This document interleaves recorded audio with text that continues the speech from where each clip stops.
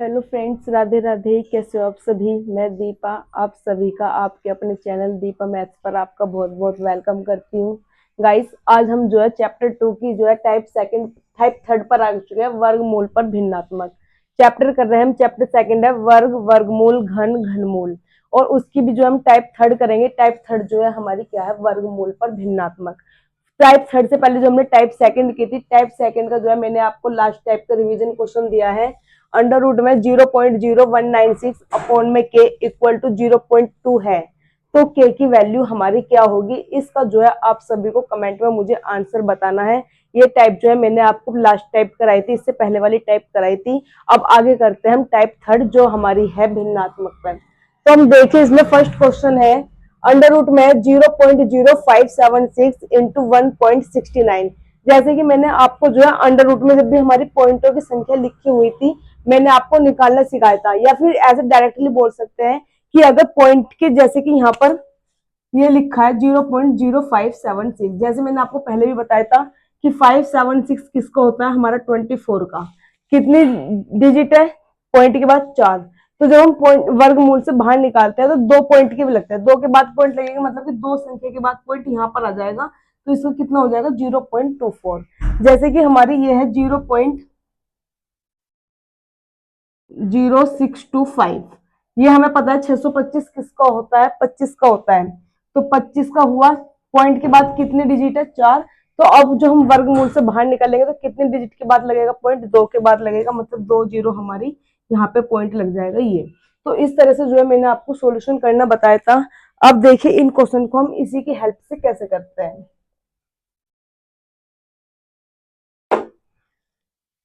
0.576 आप सभी को पता है किसका है, ये वर्गमूल 24 का है। तो 24 का जो है हम बाहर लिखेंगे, 4 के बाद पॉइंट है हमारा, तो हम पॉइंट लगाएंगे अब दो संख्या के बाद में। दो संख्या के बाद में 1 2, दो संख्या के बाद में पॉइंट हमारा आया यहाँ पे। अब यह 1.69, 1.69 जो है आपको पता है 13 का वर्गमूल है। यहाँ पे जो कितने के बाद है पॉइंट, दो संख्या के बाद पॉइंट है। जब हम वर्गमूल से बाहर निकालेंगे तो एक संख्या के बाद पॉइंट लगाएंगे। तो किसका है, 1.69 13 का, और एक के बाद पॉइंट लगाएंगे, एक संख्या हमारी ये, और इसके बाद हम पॉइंट यहाँ पर लगा देंगे, क्योंकि अंदर जो है हमारे दो संख्या के बाद में पॉइंट है। जब हम वर्गमूल से बाहर निकालेंगे तो एक संख्या के बाद, मतलब आधी संख्या लेनी है। अगर अंदर 6 संख्या के बाद पॉइंट है तो बाहर 3 संख्या के बाद पॉइंट लगेगा।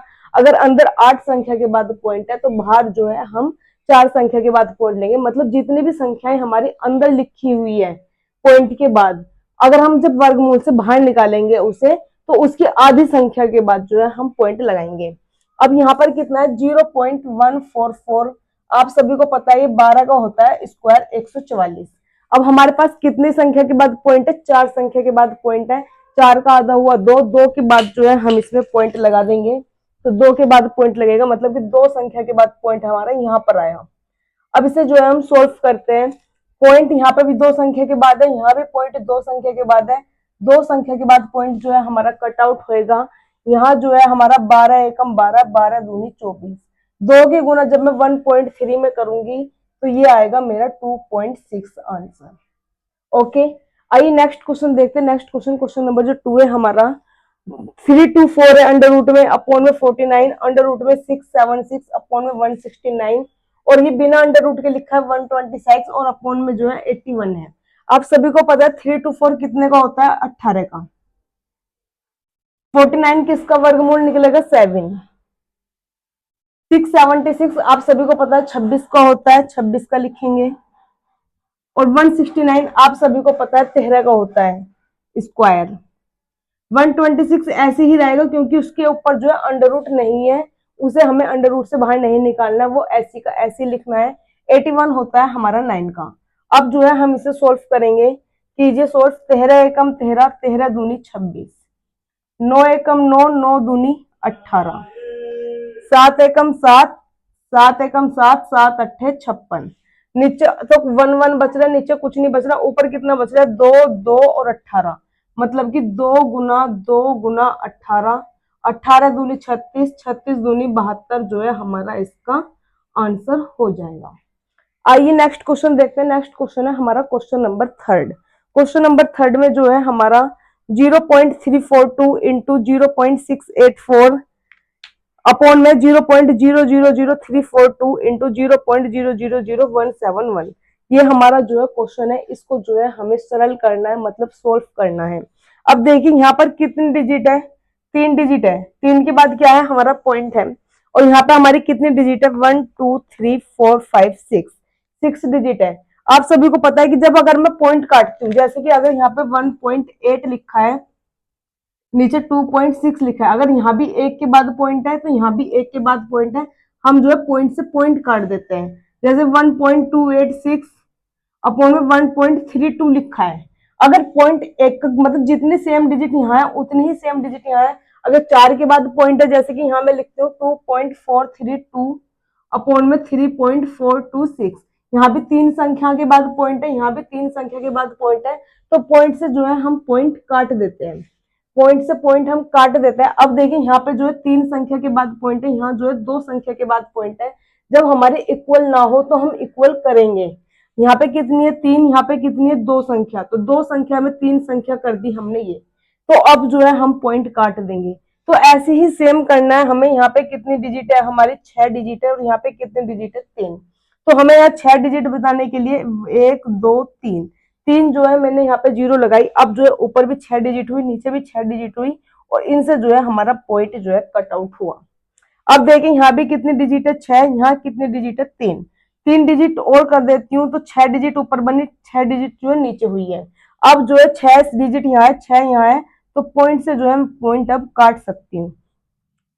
शुरू में 0 का तो कोई महत्व नहीं रह जाता है, तो मतलब 342 लिखा है, यहाँ पे जो है 342 और उसके आगे 3 0 है। अगर जैसे कि यहाँ पे मान लो 12,000 है और मुझे 12 से काटना है, तो 12 एकम 12 और आगे जो 3 0 ऐसे आएगी 12,000 पे, तो ऐसे ही हमारा ये जो है 1 पे कटा, और 1 के अंदर जो है 3 0 हमारी यहाँ पे रहेगी। अब ये कितना है 171, 171 से जो 684 कटेगा वो कटेगा 4 पे, और आगे जो है हमारी 3 0 ये वाली। ठीक, तो हमारा नीचे तो कुछ नहीं बचा, ऊपर कितना बच रहा है 1000 यहाँ पर है, और गुना 4000 हमारा ये है, और जो है हमारा ये अंडर रूट में था।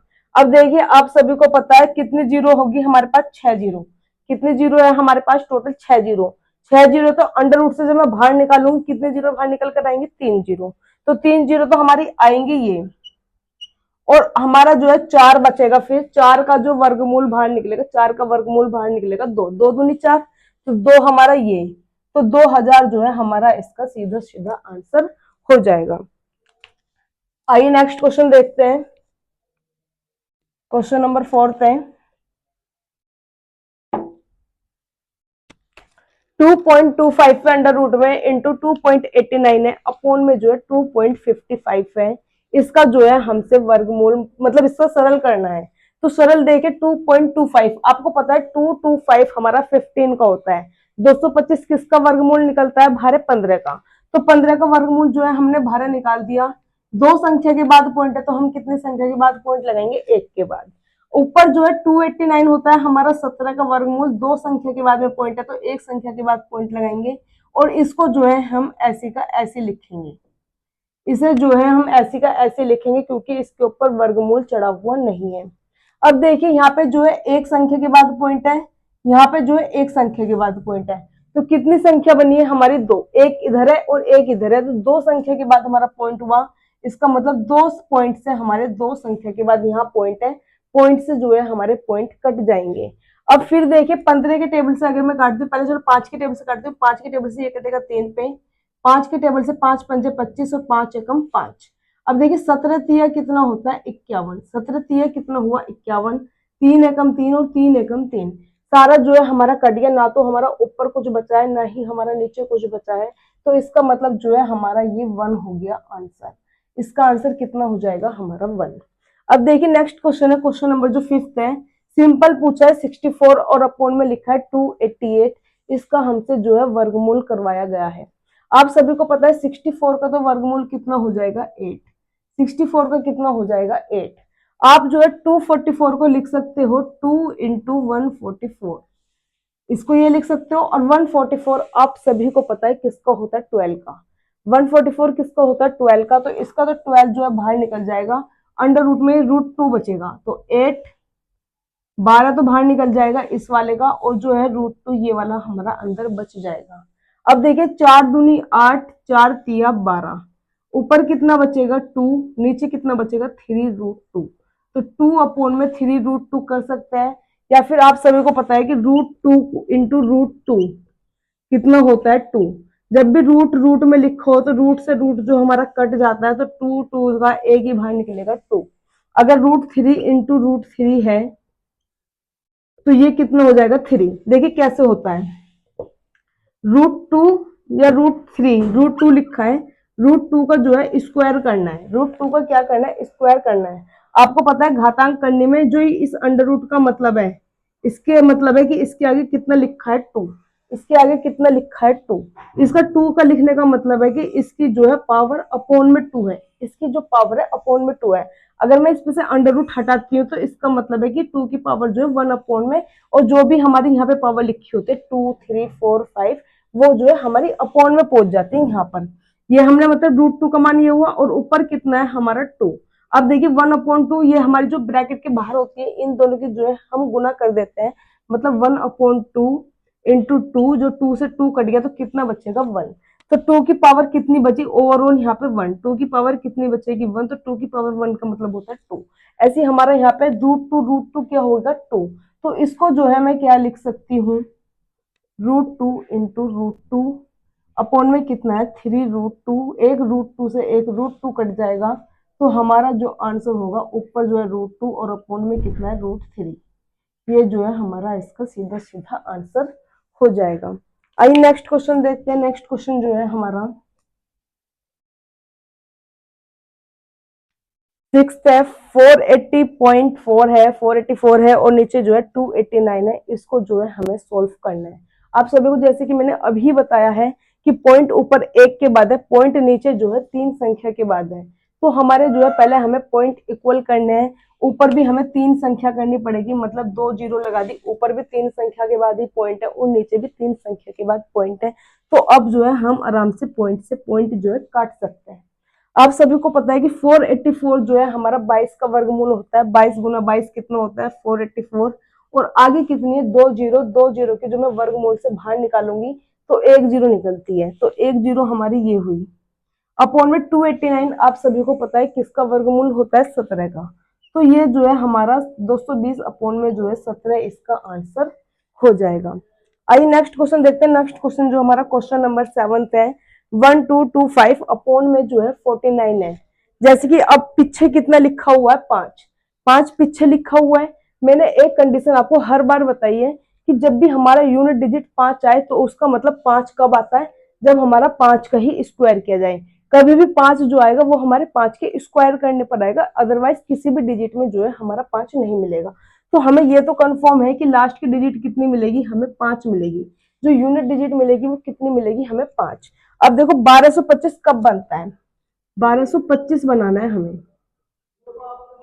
आप सभी को पता है कि 5 का स्क्वायर करूंगी कितना आएगा 5।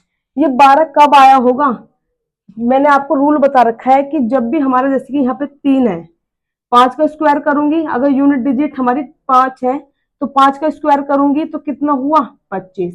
अब जो ये हमारी आगे वाली संख्या लिखी होती है, इस संख्या से नेक्स्ट नंबर लिखते हैं। यहाँ पे नेक्स्ट नंबर कितना होगा 3 का 4। अब इन दोनों संख्या की जो है हम मल्टीप्लाई कर देते हैं, तो 4 3 से कितना हुआ 12, 4 3 से कितना हुआ 12। जब भी अगर हमारे जैसे कि हमारे देखो यहाँ पे 55 है, 55 का हमें जो है स्क्वायर करना है, तो सबसे पहले क्या करेंगे, जो हमारी यूनिट डिजिट है 5, इस 5 का जो है स्क्वायर करेंगे, 5 का स्क्वायर कितना होगा 25। अब इस 5 से जो हमारा अगले वाला नंबर है, 5 से अगले वाला नंबर क्या होगा हमारा 6, इस 6 की जो है 5 में हम क्या कर देंगे मल्टीप्लाई। अब 6 पंजे कितना हुआ 30, मतलब कि 55 का स्क्वायर कितना हो जाएगा 30 25। इस तरह से देखिए अगर हमारा 75 है, 75 का मुझे जो है स्क्वायर करना है, तो डिजिट कितनी है हमारी यूनिट डिजिट 5। ये कंडीशन ये है कि जब हमारी यूनिट डिजिट 5 हो तभी हम जो है ये वाली ट्रिक जो है अप्लाई करेंगे, अदरवाइज ये ट्रिक हमारी अप्लाई नहीं होगी। अब देखिए 5 का स्क्वायर क्या होगा 25, 25 लिखेंगे। 7 से नेक्स्ट नंबर होता है हमारा 8, और 7 और 8 की जो है इन दोनों की मल्टीप्लाई करेंगे, 7 8 से कितना हुआ 56, मतलब 5625 जो है हमारा 75 का जो है स्क्वायर है। तो इसी तरह से 1225 हमारा स्क्वायर किसका मिला है, 35 का। 1225 किसका स्क्वायर मिला है, 35 का। तो ऊपर तो आया 35 और नीचे देखो 49 किसका स्क्वायर होता है, 7 का। इसका जो है 7 है, तो 7 से 35 कटेगा 5 पे, तो हमारा जो है आंसर कितना हो जाएगा, 5। अगर आपको इस तरह की ट्रिक्स नहीं पता है तो आप इन वाली ट्रिक्स का जो है स्क्रीनशॉट ले सकते हैं।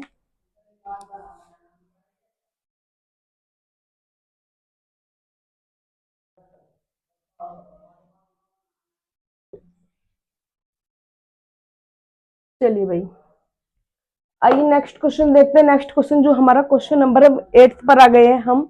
0.25 इंटू 0.09 अपॉन में जो है 0.0009 है इंटू 0.36 है।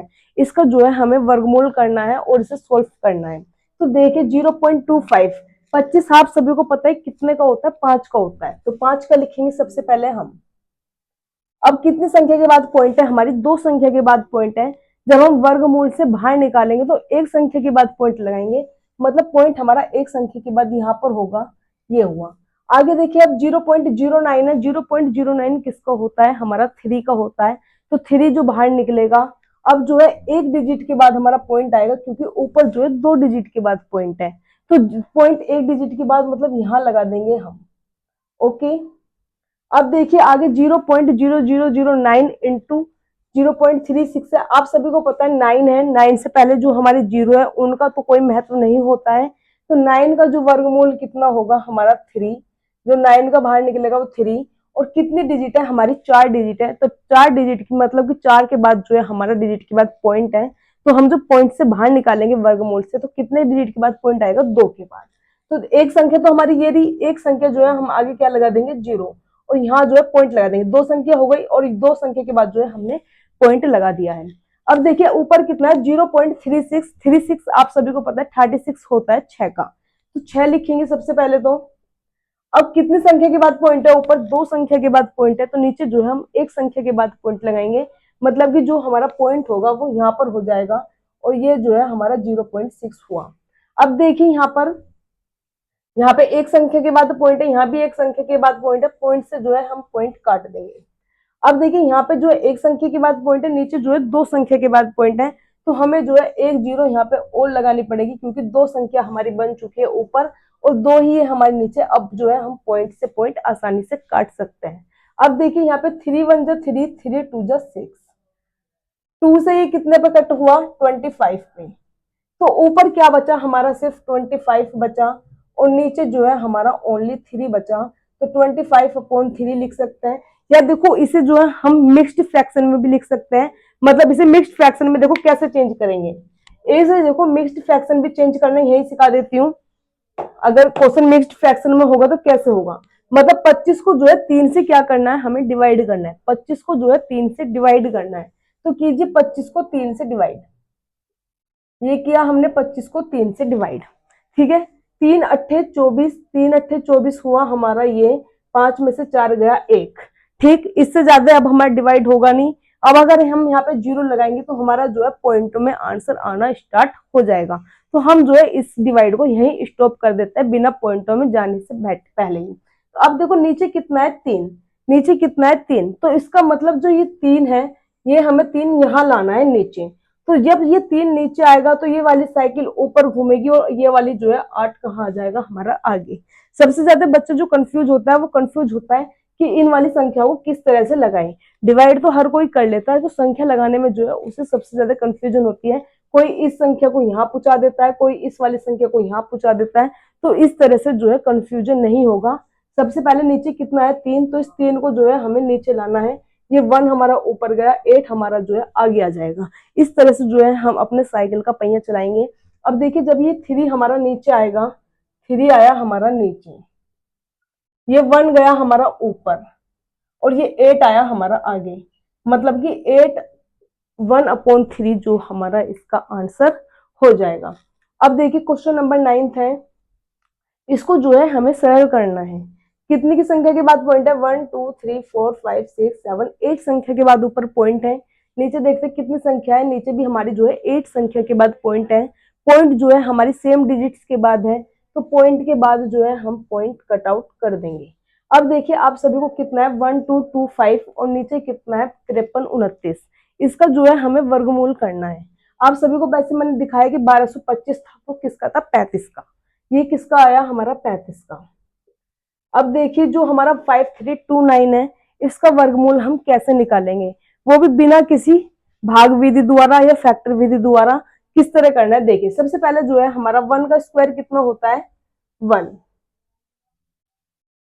सॉरी चल ही नहीं रहा है, तो 2 का स्क्वायर कितना होता है 4, 3 का स्क्वायर 9, 16, 5 का 25, 6 का 36, 7 का 49, 8 का 64, 9 का 81 और 100। आप सभी को जो है ये स्क्वायर आपको पता है।